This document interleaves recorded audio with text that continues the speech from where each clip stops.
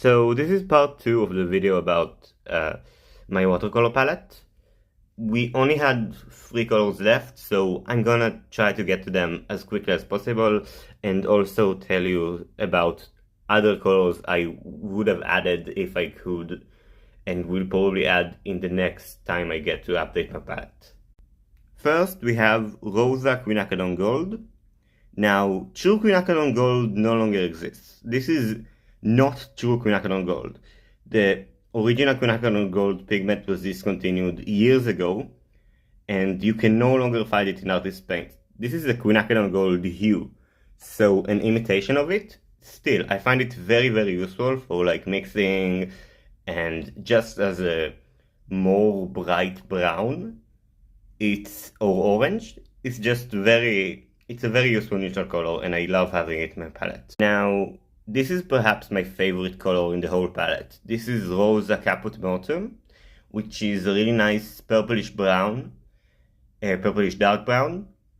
I find it really useful for like as a replacement for like burnt umber and other dark browns, but one which has a lot more personality. This is actually one of the reasons I even got a unique professional color palette, is because I wanted those unique colors like this to give my art more personality, to not just have to rely on like the classic colors, and just give that a little bit of a hint of something more.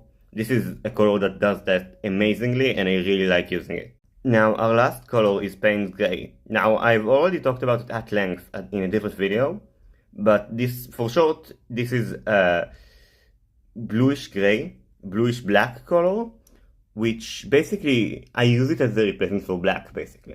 Like, instead of using black, I use Payne's Gray, which, again, gives a bit more personality to my artworks, and again, it's really fun. So these are my 12 colors, but as you can see, my palette still has some place in it, and in the future I will probably want to expand it. So here's what I want to get if I'm going to expand it. First of all, a buff titanium is still in the cards. I know I got a replacement for it, but I still want to get the real deal. Also, titanium white I don't know if I really want to use white in watercolors, but it's still an option for me, and it's still probably interesting. I also want a more light fast pink, and a violet, like both a pink and a violet, and a brighter blue. But other than that, I'm really, really glad this is the palette I have because it's really versatile. Thank you for watching!